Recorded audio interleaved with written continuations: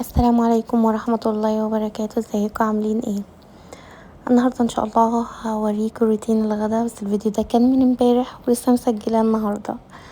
هنقول بسم الله ونبدأ. هنعمل مع بعض شوية محشي كده حلوين، محشي البصل اللي طلع ترند اليومين دول، فهنعمل محشي مع بعض وهعلمكم ازاي تطلعوا فراخ بلدي كده طعمها قمر بصراحة. انا يعني الفراخ بتاعتي الحمد لله كل اللي يدوق منها يعني يقول لي جميله او من غير زفره ولا اي حاجه.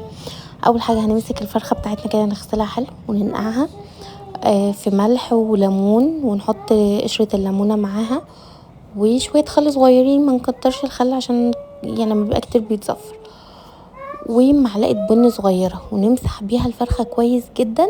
بعدين نحط شويه ميه وننقعها فيها شويه كتار، وبعد ما تتنقع نغسلها كويس جدا.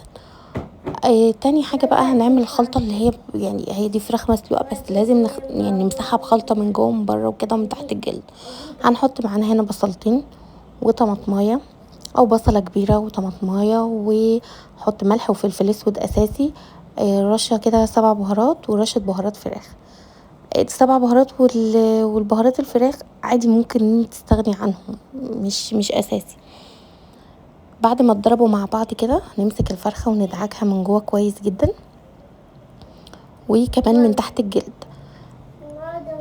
التتبيله دي بتخلي الفرخه طريه جدا، ويستحسن ان انت تعمليها قبل ما تنزليها في الميه بشويه حلوين كده، تقعد ساعه فيها ولا حاجه، بتديلها طعم حلو جدا، وبتخلي برضو الشوربه طعمها حلو كده، وبتمسح اي زفاره بقى كمان. يعني احنا غسلناها كويس، التتبيله دي بتمحى اي زفاره معاكي خالص، تخلي الصدر كده طعمه حلو. انا من الناس اللي ما بيحبش الصدر اصلا، فلا بتخليها حلو جدا بصراحه. هنقرفص الفرخه كده حلو.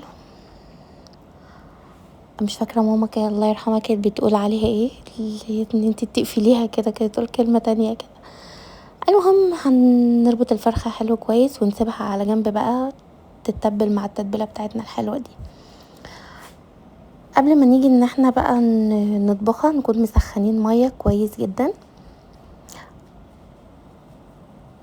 تمام، الميه تكون بتغلي وفيها بصلايه وطماطمايه وحبهان ورق لوري بس. اول ما تغلي كده نحط ملح وفلفل اسود، ما بنحطش اي بهارات تانية في الشوربة، هي دي الاساسيات يعني، دي الف باء بس، الف باء طبخ.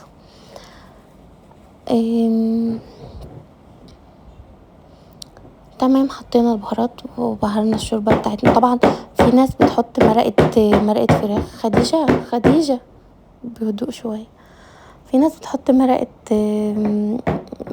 دجاج وكده، لكن انا ما بحبهاش في الشوربة. اللي هحطها وانا كده كده حاطه فرخة ان هي تعمل مرقة.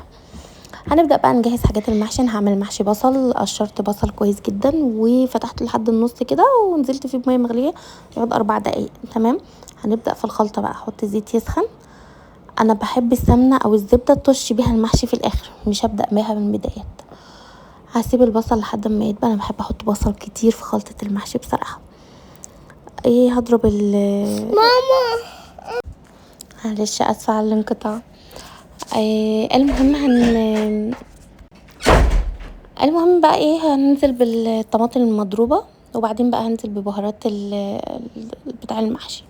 هنزل ملح وفلفل اسود و7 بهارات تمام، وبابريكا حمراء لان انا الطماطم كانت فاتحه كده. عندك بهارات محشي ضيفي، حطيت قرفه شويه صغيرين بس كده، والملح ما ظبطوش لسه يعني. طبعا حطيت شويه سكر في الصلصه. المهم جبت الرز بتاعي اللي انا هعمل بيه، وحطيت عليه خضرة المحشي متقطعه ومغسوله حلو، وهنزل بالصلصه وقلب لحد ما يطلع بقى خلطه المحشي الرهيبه. انا بحب خلطه المحشي جدا كده. بصوا يعني مفيش فيها اي ميه خالص، يعني لو شايفين انا فردتها هنا في الصينيه بس لان كنت مستعجله، فاللي هو بحاول بسرعه ان هو كل حاجه تبرد وكده. شايفين ما شاء الله يعني خلطه المحشي ساعه لما تمسحها كده في الصينيه بتلاقي الصلصه كده عامله خطوط كده. طبعا البوتاجاز عليه العوض، كان محتاج غسله بعد منها. المهم انا كنت مقوره البتنجان ونقعه في ميه وملح. انا بدات اشوح البتنجان والكوسه.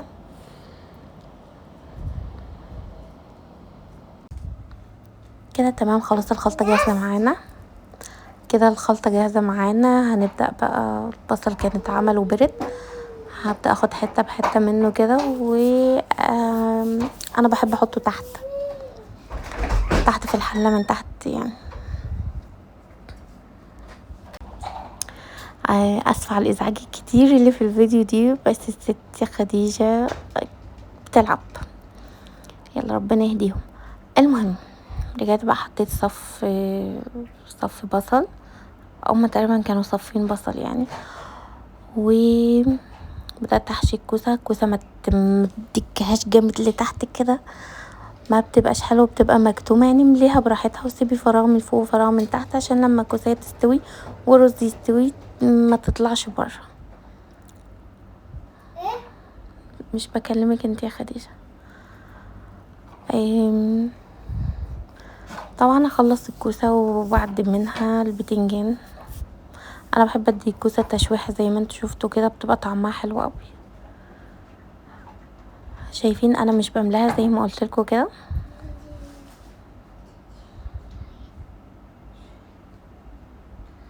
طبعا فاض معايا رز كتير، انا كل لما اجي اعمل محشي لازم بيفيد معايا، حابه يعملوا محشي مره تانية، بس انا بحب ان يفيد معايا، ولا ان يفيد معايا حاجات ما تتملاش يعني.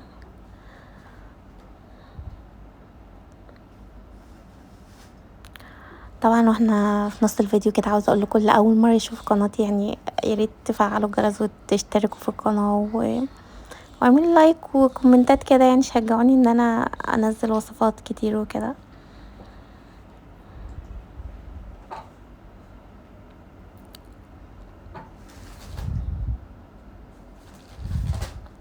طبعا تنضفوا كده المحشيه قبل ما تحطوها في الحله، بحيث ان ما يبقاش فيه رز كتير سايب كده بين الحاجه.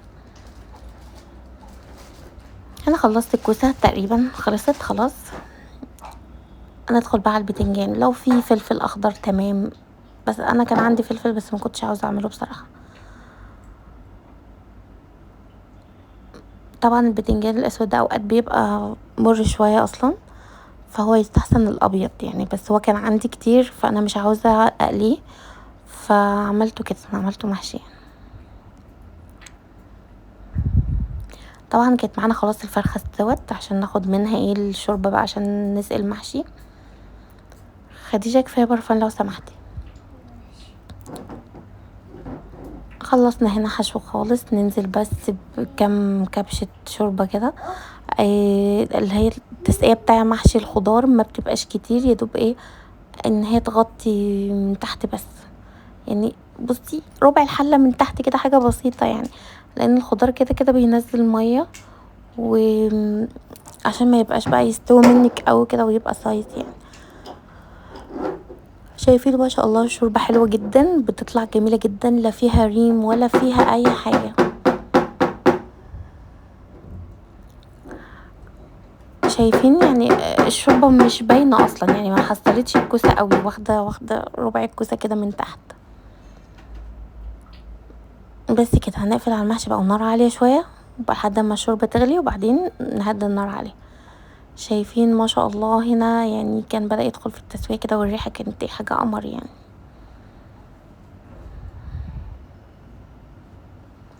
هنا بقى قلت اطشها شوية بحتة سمنة بزبدة بلدي، اسفة، ممكن تعمليها بسمنة تمام. وبس الفراخ اول ما عملت حمرتها بقى في حتة زبدة وكده، والمحشي كان طعمه حلو قوي، وشوربة لسان العصفور القمر دي بألف هنا على قلبكم ان شاء الله.